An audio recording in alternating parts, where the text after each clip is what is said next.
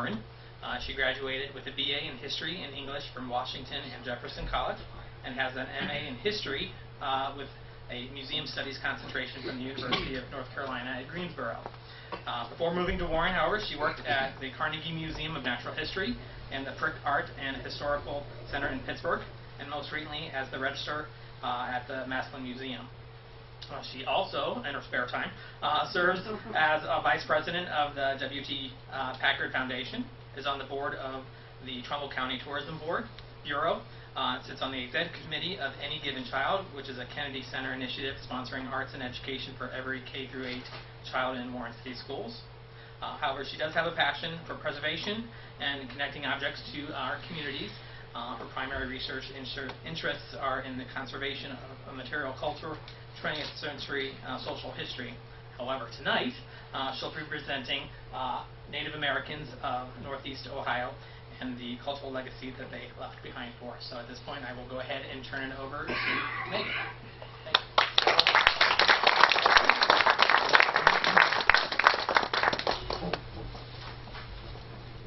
Is this going to work? We'll give it a minute or more. Does it need a second? There you go. Hello? Can everybody hear me? Yes. All right, wonderful.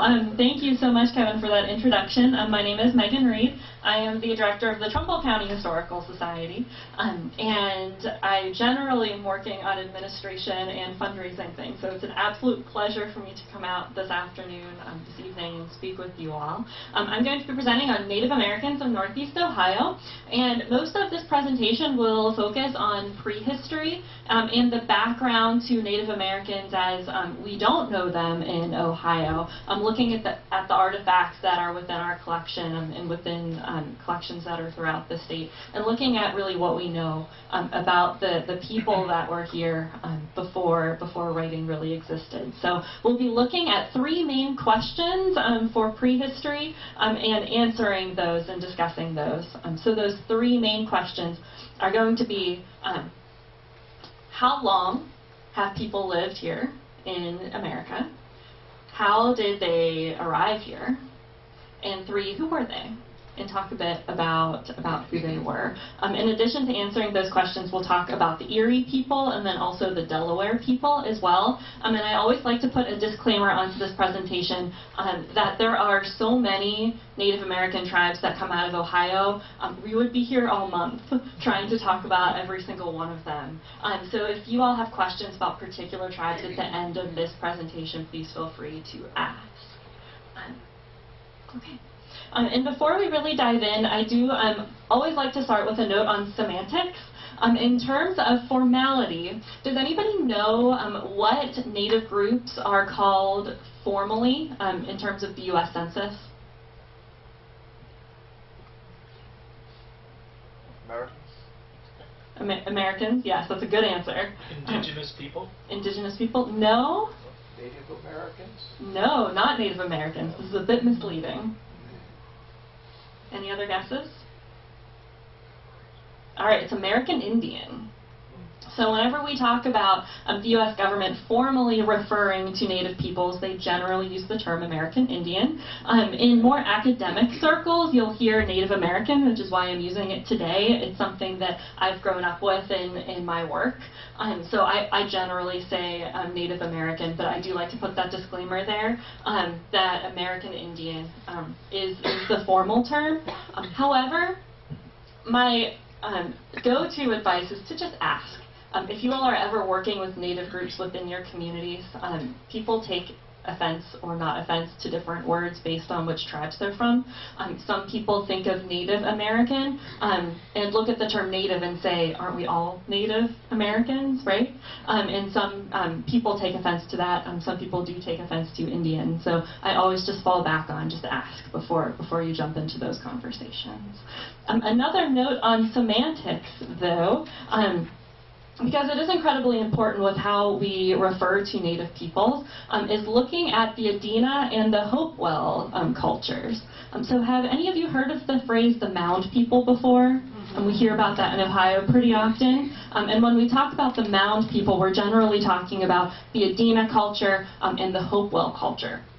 And I say culture because we don't know how these groups were connected politically. We know in terms of the artifacts that we're digging up out of the ground, that archaeologists are digging up out of the ground, that they have certain connections, they have certain similarities, but we don't know, just based on what we're pulling out of the ground, if they were politically connected, if they were economically connected. So we can't say that they were a tribe or a particular nation at that point. So the mound people, when we talk about Adena and Hopewell peoples, we say culture. And we are giving them names based on their European names. So Adena was the name of the estate of Governor of Ohio, Thomas Worthington, whose estate dug up the first Adena points, the first Adena objects, those artifacts. In 1902. So that is why we call them the Adena tribe. In terms of the Hopewell, or the Adena culture, in terms of the Hopewell tribe, the Hopewell was the name of the family who owned the land that the first Hopewell objects were found in 1891. So again, we're giving them the names of the European names that we call them, not necessarily what they would have called themselves, because that information has not been passed down through history. We do not know what they would have called themselves.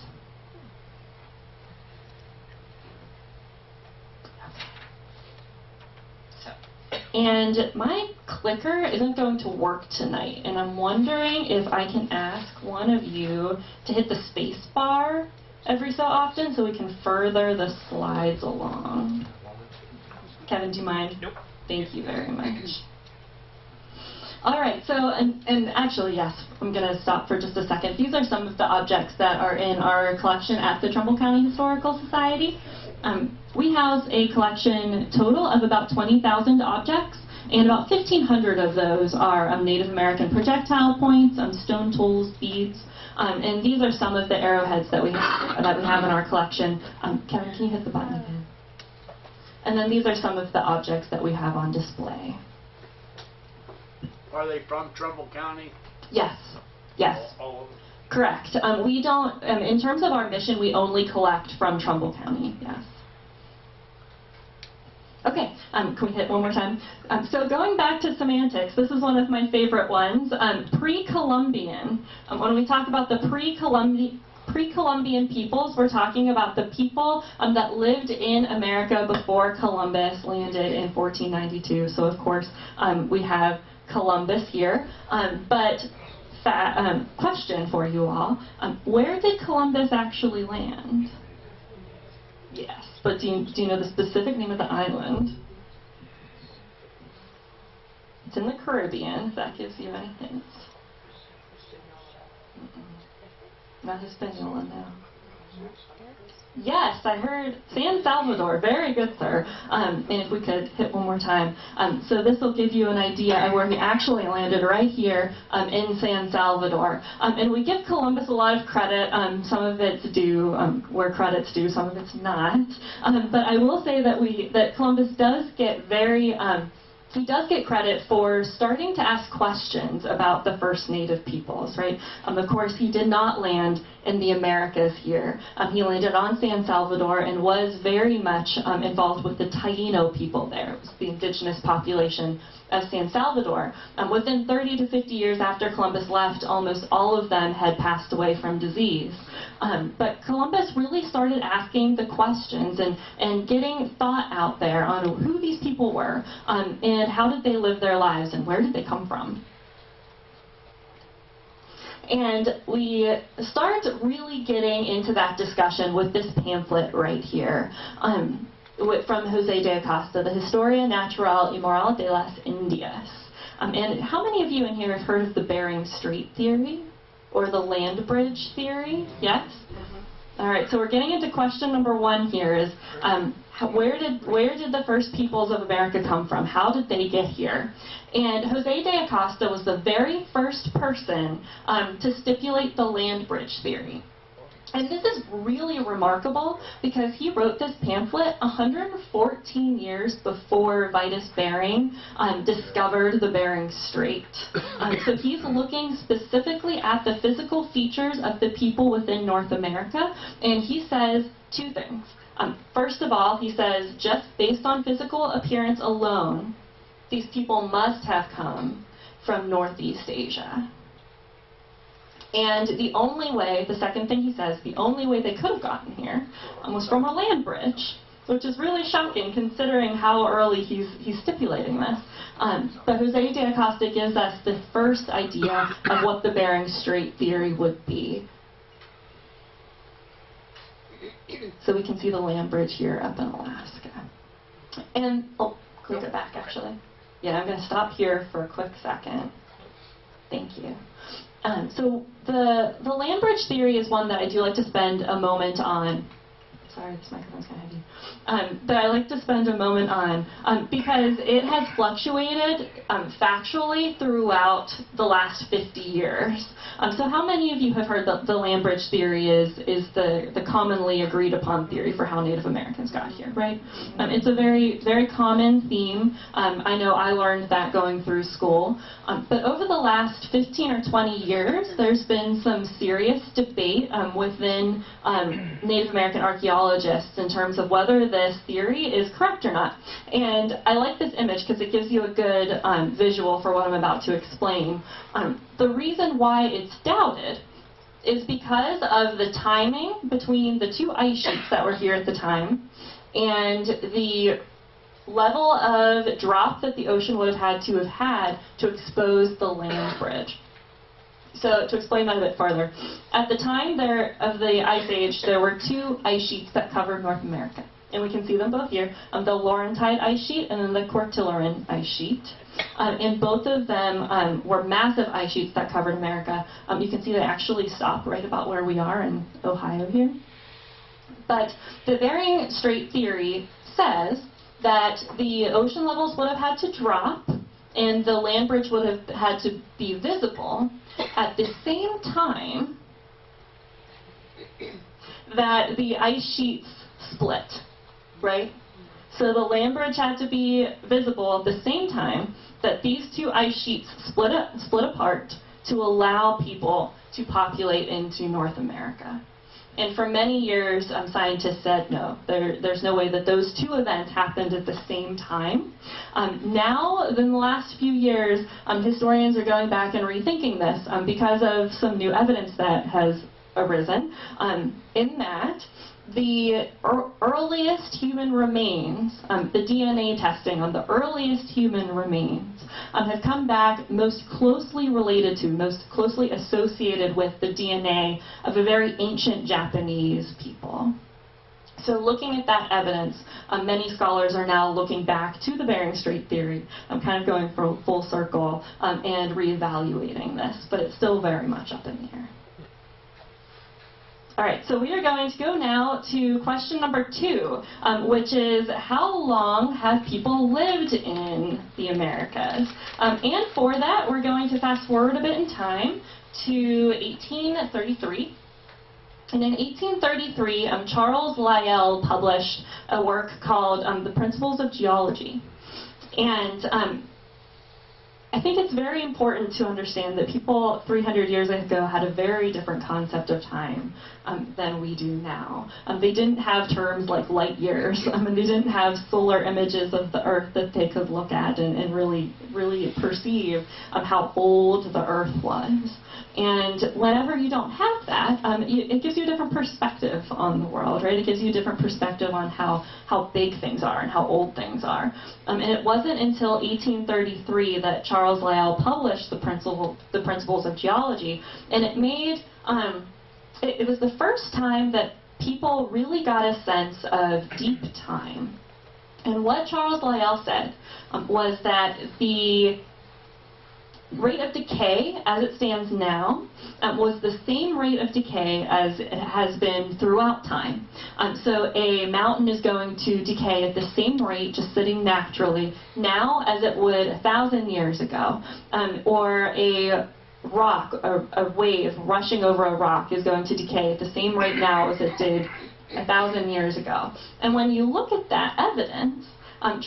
Charles Lyell said that the world must be so much older than we think it is in 1883. And that was the first time that people got a real sense of just how old everything was. Not just the mountains and the beaches, but also the people that had lived here. And it spurred a great deal of conversation in terms of the age, how old the first people were here. And this is a continuing debate up until today. Until 2017, most people, most scholars, believed that the oldest people in North America were here about 15,000 years ago. 13 to 15,000 years ago. Has anybody been to Meadowcroft Rock Shelter in Washington, PA, near Pittsburgh? Has anybody heard of Meadowcroft Rock Shelter? Gosh, there's really a Ohio-Pennsylvania divide, isn't there? So I actually got my start at Meadowcroft Rock Shelter. I did a couple of internships there during college, and then I worked there for the last, well, I still volunteer and kind of help out when I can, but I spent about 5-6 years there. And Meadowcroft, their dates there are 16 to 19,000 years old. And the chief archaeologist at Meadowcroft, Dr. James Adovasio, is a very contentious figure in the archaeology world because his dates are higher than those 15,000 years that have been very clear for so many years.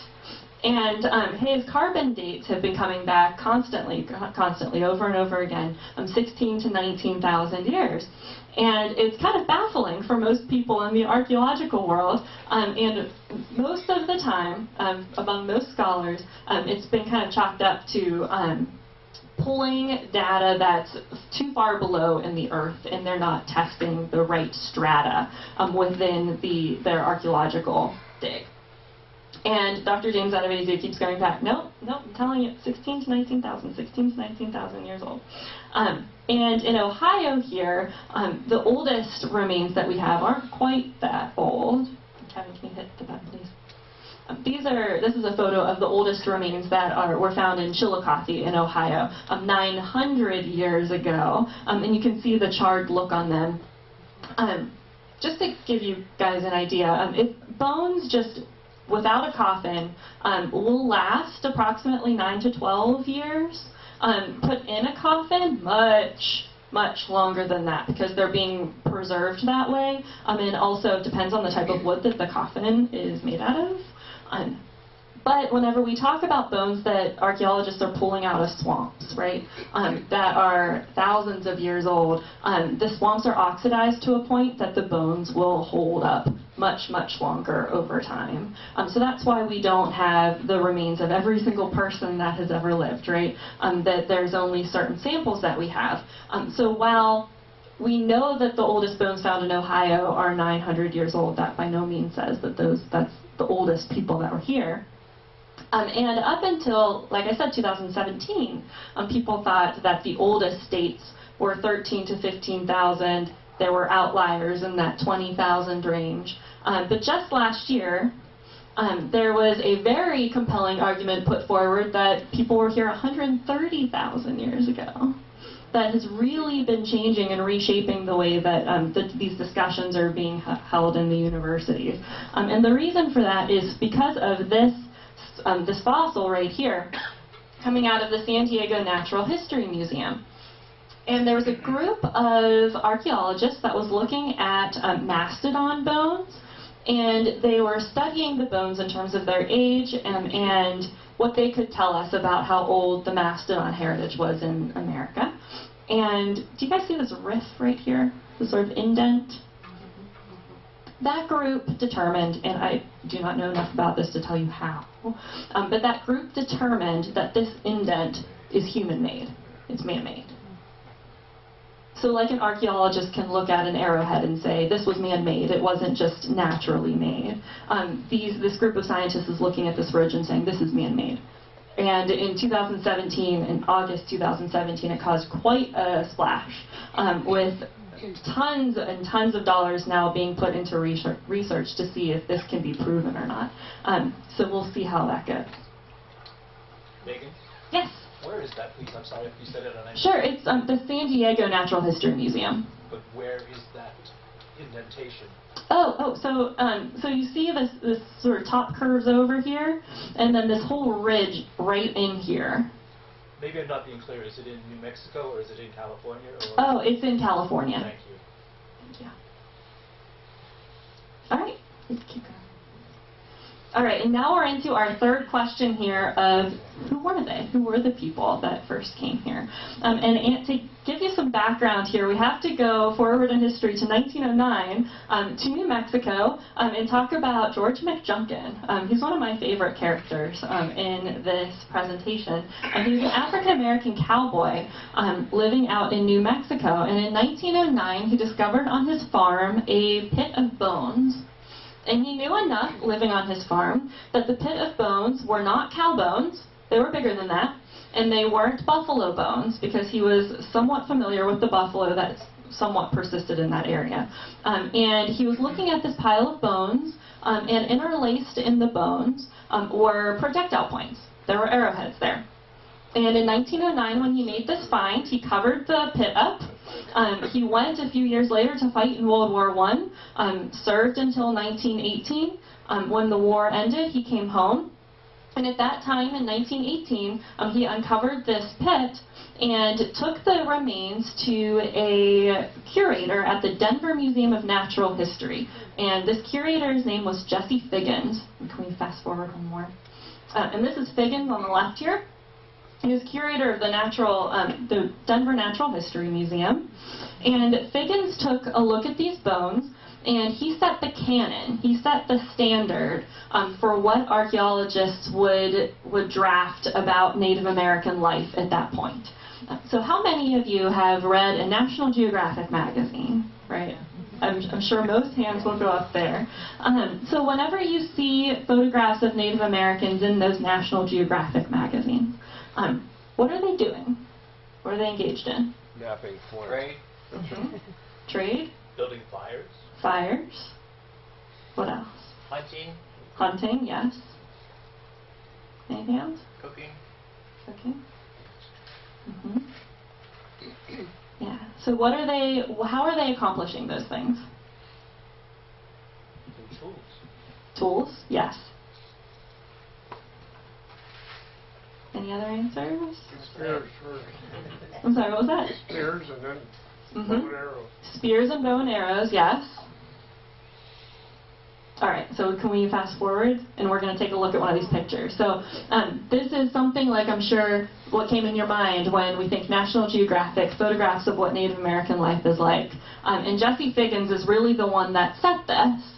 He postulated three things that have been very pervasive until today. And number one is that stone tools were the end-all be-all of Aboriginal life. And you can imagine what he's looking at in his pit, what he's seeing over and over and over again are stone tools, right? Not just arrowheads and projectile points, but grinders and fishing tools. This is what has stuck around. So he's looking at these stone tools and saying the end-all be-all of Native American life in terms of tool technology was stone tools, stone implements. Number two, that men were the ones that were traditionally engaged in this activity. And number three, he said that sorry, I'm trying to keep everything straight in my head. And the third thing he postulated was that these men used these stone tools to kill really big things, right? Because he's looking at that pit, he's looking at that pile, and that's what he's seeing in front of him. Now we know that that's not necessarily completely true. Most Native American tribes did not kill very large animals for their primary food supply, but photographs like this were very pervasive throughout most of the mid-1900s with this theory. Also, what Figgins did was essentially say, because these men were dependent on stone tools, these people were dependent on stone tools, that also means that they were killing these very large things that they had to chase. So they weren't stagnant, they weren't staying in one spot. Now what we know is that we have 9,000-year-old basketry from Ohio, and we have 3,000-year-old corn husks, burned corn husks husks coming out of Ohio that tell us that these people did have agriculture, that they were in very stagnant places at some point during their time.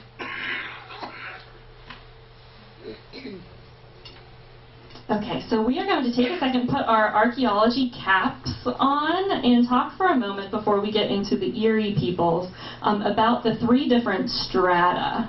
So when we talk about Native American archaeology, there are three groups or three strata within that category that archaeologists break down Native American life.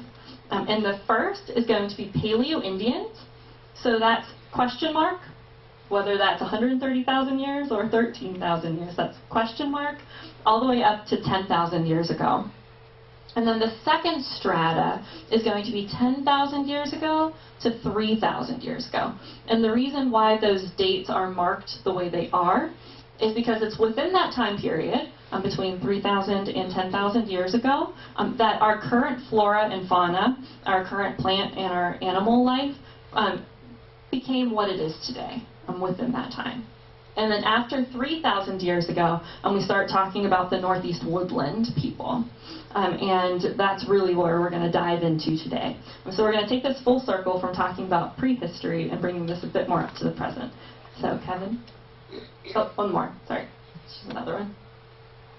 So we talked about the Adena and the Hopewell people, and the first group, the first Native American tribe that we're going to talk about, the Erie people, were a part of the Iroquois nation, and it's most likely conjectured that the Iroquois came from a descendant of the Hopewell culture. Again, we don't have any real oral or written tradition from the Hopewell, so a lot of that's conjecture. But we do know a couple things about them. We have Hopewell art, and then can we do one more?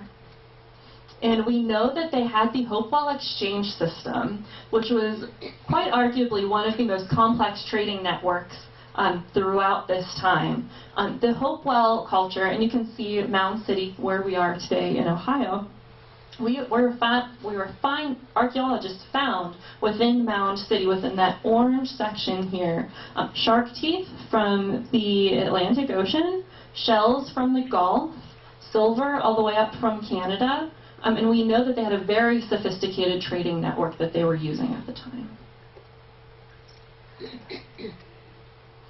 All right, so the Hopewell eventually transformed into many different tribes, broke away. We don't know whether that was a political ramification, whether that was from war, how long that took. But we do know that the Hopewell eventually sort of morphed, one of their subsects eventually morphed into the Iroquois, and that the Erie people were an offset of the Iroquois. They were a subgroup. The Erie language was very similar to the Iroquois language. And what we know about the Erie really comes from one man named Etienne Brulé. He's a French trapper who met the Erie on the shores of Lake Erie in 1615. And at the time, he wrote an account of what he saw. And there were two things that Etienne Brulé said that are a bit conjecture, but I think are really fascinating. The first is that they were heavily tattooed. Kind of weird. And the second was that they used poison arrows. And if they did use poison arrows, then they would have been the only tribe throughout the country that has been confirmed to use poison arrows. So who knows if that's true or not, but that's what Etienne Brulé said in his account. And one of the reasons why we can be a bit hesitant to believe him is that he was very closely connected with the Huron Nation. They were his guides at the time, and the Huron was very often at war with the Erie people, so take that for what it is. But the Erie, or their longer name, Erie-Lonan, actually means men of cattails, because we do know that they were very avid hunters of pumas and bobcats, and they would cut their tails off and wear them as belts. And so that's one thing about the Erie people that has passed down that we know is true. All right. And the other thing we do know about the Erie is why they're no longer around, and that is because of a war with the Iroquois. They were a subsect of the Iroquois, but they were not allies. In 1650 to 1680, the Beaver Wars between the Iroquois and many other neighbor tribes caused many of those tribes to dissipate. And so with the Erie, between 1650 and 1680, we know for sure by 1685, the Erie were out of the Lake Erie region, Lake Erie and South region, and had dispersed throughout this area. Most of them would have been assimilated into other tribes, some of them very possibly the Iroquois. And there's actually also a tribe down in Virginia that claims Erie heritage as well. So whether that came at this time is unclear, but it's very possible. And at the time, once the Iroquois took over this land, the Iroquois used it primarily as hunting ground. So some tribes would pass in and out, but primarily the Iroquois took over this land at that time. And then the second tribe we're going to talk about is the Delaware, and they had a much different history than the Iroquois.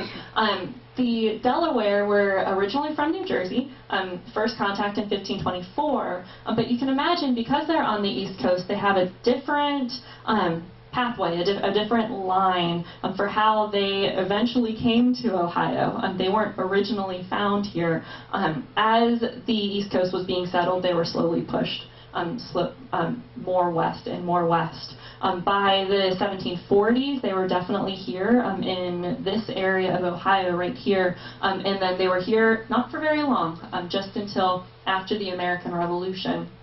But there are still descendants of the Delaware people here in this area.